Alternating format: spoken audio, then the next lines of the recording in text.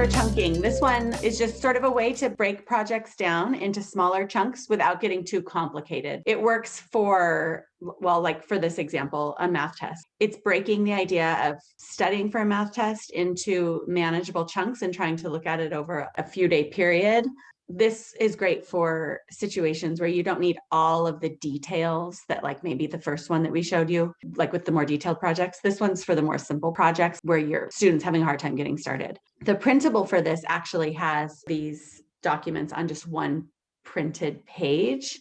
So it can be great because you can print it up and your student can use one page for their math test, one page for an essay they might be writing, and so on, without a whole bunch of details kind of getting bogged down.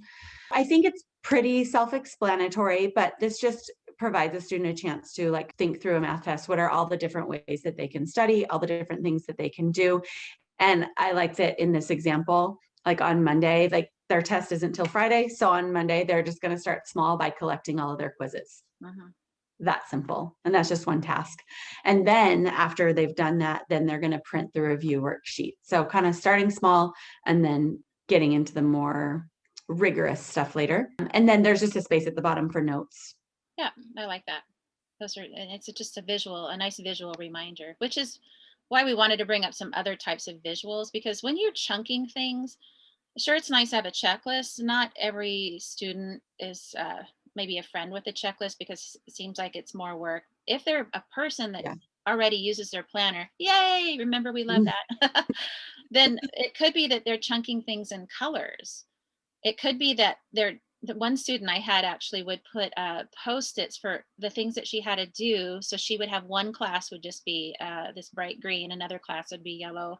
And this to me is visually distracting for me. So it's not, and this is a bit much, but she loved the color aspect of this. So she could move these chunks. I'm calling them post-it chunks. She could just move those around to where she That needed is them. cool.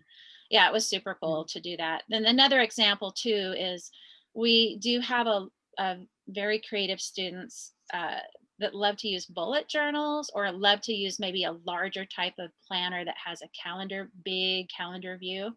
So they're just chunking out tasks in a different way. And then look at now, how creative is that? They created their own checklist. Awesome. Gorgeous. Yeah, I know. Yeah. It's great. Gosh, I wish I could do that. As we're looking through this though, I'm thinking how, especially right now, so much is online. Kids can use like their school, Schoology or Google Classroom. There's calendars and stuff is there pretty accessible for kids. And so I feel like there's even more pushback from students about doing this kind of thing because they're like, oh, well, I don't need to write it in my planner. I can just click on Google Calendar or Google Classroom whenever I need to. So I don't need this. And I just think I think that's kind of a cop out. It's a way for kids to procrastinate more because it's not written down. It's not in front of their face. It's so powerful if we can get them to use a list of some kind, if we can get them to use a calendar of some kind and actually like, it's almost like ownership or something where once they write it down, it means something and they don't want to do it. But if you can get them to do it, it's really helpful, I think. Right. And that's why we like to show different offerings here, because I think the checklist is nice and simple.